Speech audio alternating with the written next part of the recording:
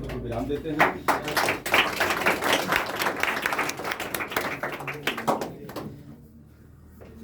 उसके बाद हमारे अध्यापक महोदय श्री परवीन सर, परवीन सर आए और हमारे बच्चों को 2 शब्द का आशीर्वाद दें।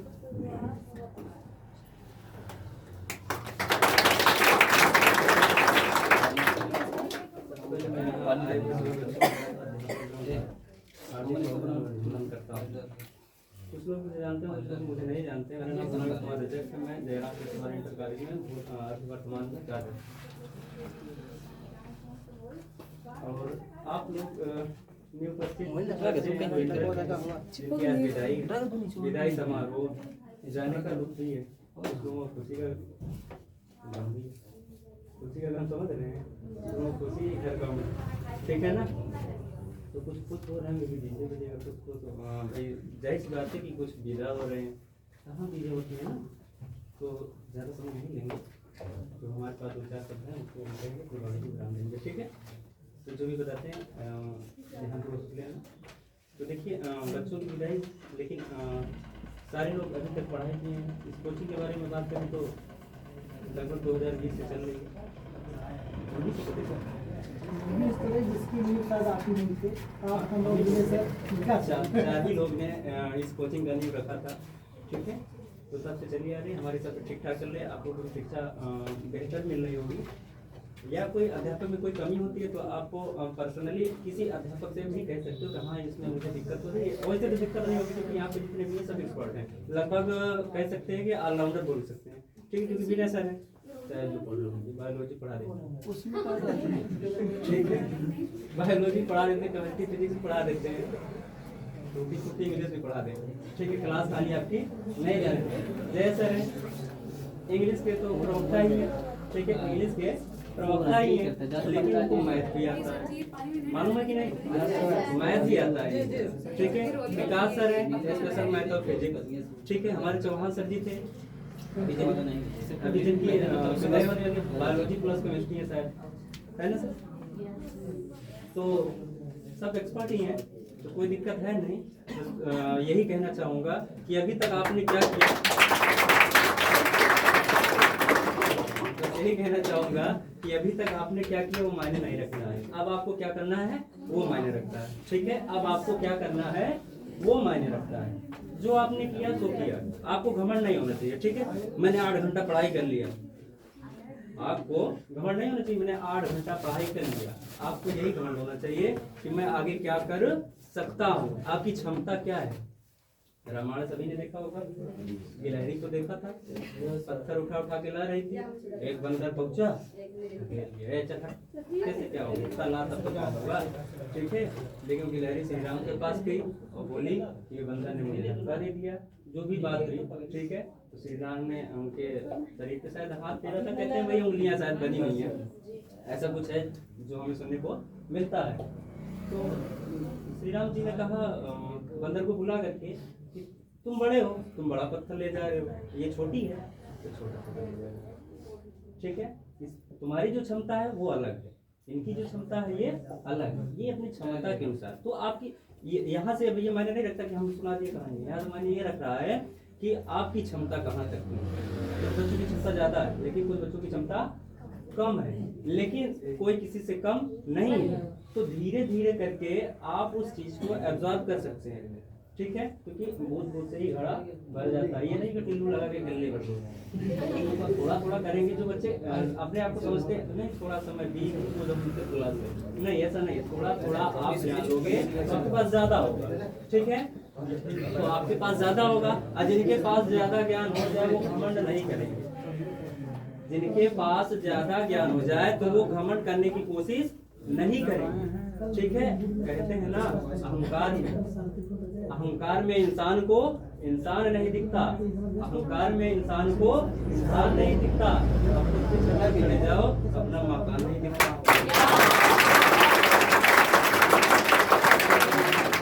तो अहंकार आपको नहीं करना चाहिए, इसी छत को एक दिन जरूर रहा, इसी छत को एक दिन जरूर रहा कि मैं कहीं सबसे ऊपर हूँ, मैं सबसे एक मंजिल और बन गया, ये फर्श बन गया, एक मंजिल और बन गया, ये छत क्या हुआ, बना कि नहीं बना?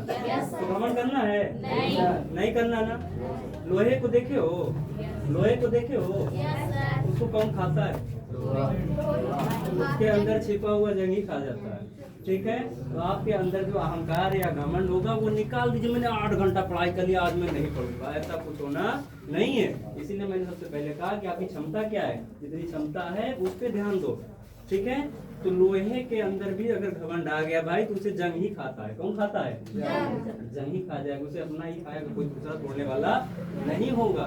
इसलिए आप अपनी मेहनत करो। ठीक है, मेहनत करो, जितना हो सके करो, और किसी से जलन ईर्ष्या ना रखो, ये भी बहुत मायने रखता है। किसी से जलन और ईर्ष्या ना करो। ठीक है, और एक चीज होती है बड़ी कमाल की चीज होती है, वो सबके पास है, हमारे पास भी है, सबके पास है, गुस्सा। क्या है? गुस्सा। घमंड और गुस्सा सबको खा जाते हैं, चाहे जो हो। ठीक है, गुस्सा नहीं करना। गुस्सा क्या है? गुस्सा एक प्रकार की एनर्जी होती है जो हमारे अंदर बॉडी के अंदर क्रिएट होती है। मन क्या होता है? 12 मीटर के व्यास में भी चलता है, ऐसा वैज्ञानिकों का मानना। हम नेगेटिव सोच रहे, दूसरा भी सोच लेगा। हमारे अंदर गुस्सा आ रही है तो दूसरे को चल रहा है, गुस्सा आने लगती है कि नहीं? ठीक है, गुस्सा नहीं करना। क्या सर और हमारे जैसे सर बहुत ही सम्माननीय भूपेंद्र सर, अजय सर और हमारे प्यारे उसको जल्दी बनाओ बच्चों, मैं आप लोगों के स्नेह, प्रेम और स्वागत से अभिभूत हूँ। और मैंने कल्पना नहीं की थी कि आप लोग जो है इस तरह से अपने दिल में हमको बसाए हुए हैं। और मैं जो है जैसे महात्मा गौतम बुद्ध के क्षणिकवाद पे भी विश्वास करता हूँ, उसी तरह से मक्खन गौपाल के नियतिवाद पर भी विश्वास करता हूँ। क्योंकि हमने अपने जीवन में देखा है कि नियति कहीं न कहीं है। हम नहीं सोचे थे कि आप लोगों की विदाई कल पे हम यहाँ उपस्थित होंगे, आप लोगों के सानिध्य में कल गुजारने का मौका मिलेगा। कल हम घर से आ रहे थे, अचानक हमको अनुपम सर ये दिखे और हमने बुलाने की कोशिश की, लेकिन अनुपम सर चले गए। फिर हमने फ़ोन से बात की तो आज जो है ये लोग हमको बुलाए कि नहीं आइए, बच्चों की विदाई है। बच्चों अंतिम क्षण, बच्चे अब जाने वाले हैं, उनका साथ करने वाले हैं, कम से कम बच्चों से मिल लीजिए। तो इसलिए हम जो है तुरंत नहा धो के तैयार होके चले और आप लोगों के सामने हैं।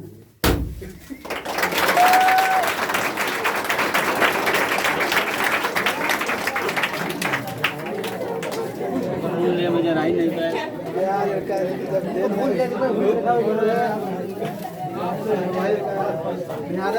आपसे कहना चाहेंगे एग्जाम आप लोगों का बहुत करीब है, तो पता नहीं इस समय किया यही जा सकता है बहुत अच्छा सेट करेगी कि आप जो चीज़ पढ़े हैं या जो क्वेश्चन बैंक लिए हैं उसको रिपीट करने का प्रयास करिए। बस इसके बाद अगर आप जो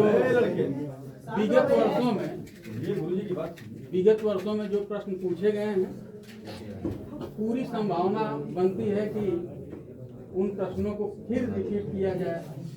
इसलिए आप कोशिश करिए कि उसको बार बार जितनी बार हो सके उतनी बार रिपीट करिए। यही सफलता का मूल मंत्र है। जैसे हिंदी है तो हिंदी में जितने ऑप्शनल टाइप क्वेश्चन हैं उनको आप बार बार दोहराइए। उसके बाद लिखने की प्रैक्टिस करिए। उसी तरह से जो विगत वर्षों में जिस पैटर्न पर क्वेश्चन पूछे गए हैं उसी को आधार बना के आप पढ़िए, एकदम हूबहू जैसे ऑप्शनल टाइप क्वेश्चन, उसके बाद short answer type question, very short answer type question, उसके बाद लॉन्ग आंसर टाइप क्वेश्चन, जिस हिसाब से पूछा जाएगा, आपके क्वेश्चन बैंक में दिया है, उसी हिसाब से आप जो है पढ़ने की कोशिश करिए।